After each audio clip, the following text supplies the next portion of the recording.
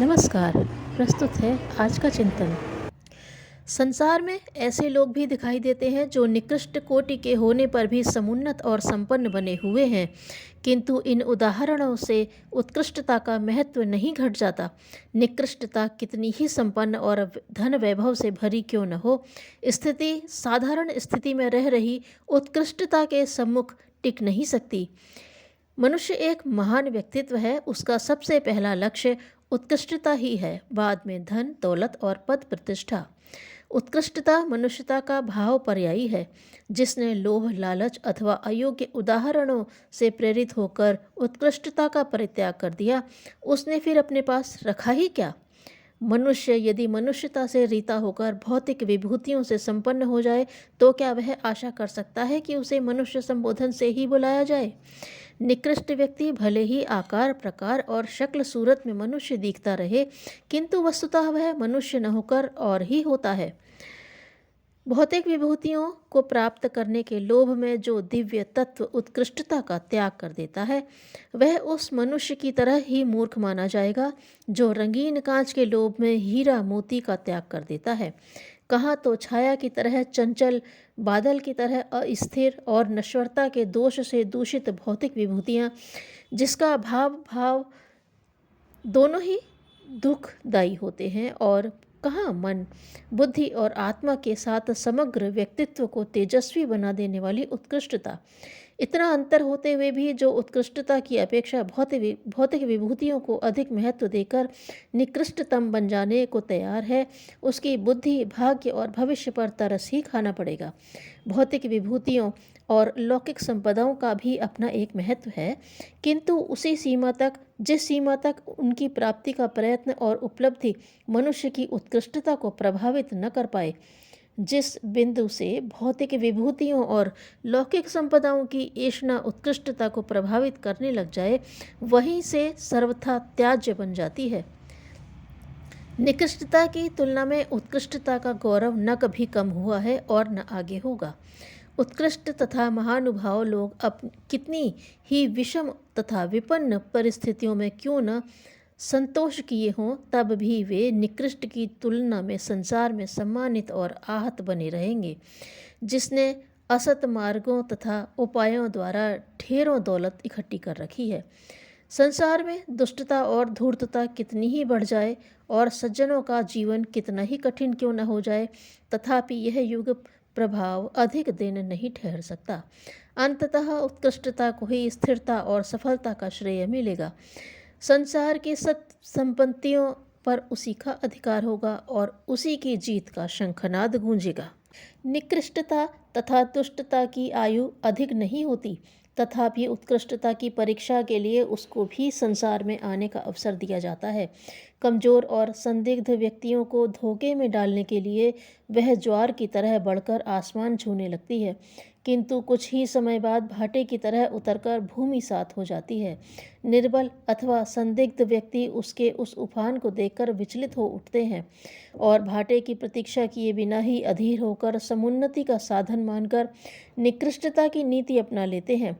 निकृष्टता के आधार पर संपन्न बनते लोगों का सामयिक उत्थान ही देखना चाहिए। उनकी उस दशा को भी उसी जिज्ञासा से देखना चाहिए जो उनके कुकर्मों का परिणाम होती है। उत्कृष्ट आदर्शों वाले सत्पुरुष अपना हर कदम खूब सोच विचार कर नाप तोल कर रखते हैं। उन्हें कदम के बढ़ने की उतनी चिंता नहीं होती जितनी कि उसके सही होने की।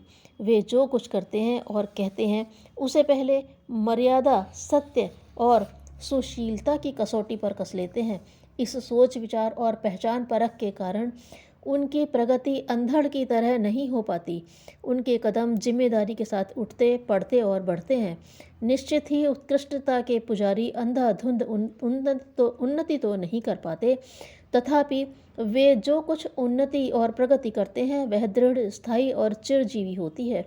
उसके किसी भी कोण में पतन की संभावना का एक नगण्य सा भी बीज नहीं होता। प्रदर्शन के विभ्रम से मुक्त होने के कारण इस अंधी तथा स्वार्थपूर्ण दुनिया में उत्कृष्टता जल्दी पहचानी नहीं जा पाती, किंतु एक बार जब वह पहचान ली जाती है तो फिर उसको समाज सिर आंखों पर चढ़ाए बिना नहीं रह सकता। उत्कृष्टता में एक अलौकिक तेज तथा आत्मविश्वास रहता है जो हर जगह हर स्थिति और परिस्थिति में अपना प्रभाव डालता रहता है। उत्कृष्टता ईश्वरीय तेज का ही एक अंश होता है। उसको न तो प्रशमित किया जा सकता है और न पराजित। उत्कृष्ट व्यक्ति अभाव तथा कठिनाई में भी अपने तेज से दमकता रहता है, जबकि निकृष्ट व्यक्ति वैभव और विभूति की चमक के बीच भी मलिन तथा कलुषित बना रहता है। मानव जीवन की यह उपलब्धि कुछ छोटी उपलब्धि नहीं है। इसलिए किसी लोभ, लालच अथवा प्रेरणा में पड़कर मनुष्य को उत्कृष्टता से विमुख नहीं होना चाहिए। निकृष्ट उपायों द्वारा मिलने वाले वैभव तथा ऐश्वर्य की अपेक्षा उत्कृष्टता की रक्षा के साथ गरीबी स्वीकार कर लेना अधिक श्रेयस्कर है। ईश्वर ने मनुष्य को सृष्टि का सर्वोत्कृष्ट प्राणी बनाया है और तदनुसार उससे उत्कृष्ट आचरण की आशा भी की है। अपने प्रभु, अपने पिता और अपने रचयिता की आशा पर पानी फेरना अथवा उसके उपकारी निर्देश को न मानना भयानक कृतघ्नता है, बड़ा भारी विश्वासघात है। बहुधा लोग सुखोपभोग के लिए धन की तृष्णा से प्रताड़ित रहा करते हैं। वे सोचा करते हैं कि अधिक से अधिक धन की सिद्धि होनी चाहिए, उसके लिए कितने ही निकृष्ट साधन प्रयोग क्यों न करने पड़े, उसकी चिंता नहीं। धन के साथ वे जिन महापापों का संचय अपने अंतःकरण में कर लिया करते हैं, वे शोक संतापों के रूप में प्रकट होकर उनका सुख चैन छीनते रहते हैं। वैभव के बीच अशांत, असंतुष्ट और दुखी रहने की अपेक्षा कहीं अच्छा है कि उत्कृष्टता की रक्षा करते हुए कठिन और अभावपूर्ण जीवन अंगीकार कर लिया जाए। मनुष्य की शोभा इसी में है कि वह उत्कृष्टता में अपना गौरव समझे और अल्प साधनों में भी संतोषपूर्वक अपनी आवश्यकताएं पूरी करता चले, किंतु भूलकर भी निकृष्टता की ओर न जाए। उस अभावपूर्ण उत्कृष्ट जीवन में जो आत्मिक सुख, स्वर्गीय शांति और आत्मगौरव प्राप्त होगा, वह निकृष्ट जीवन की झूठी सुविधा से लाखों गुना महत्वपूर्ण है। आराम की जिंदगी प्रतिभा से वंचित ही रहती है। श्रेष्ठता की साधना संकल्प से ही संभव होती है। धन्यवाद।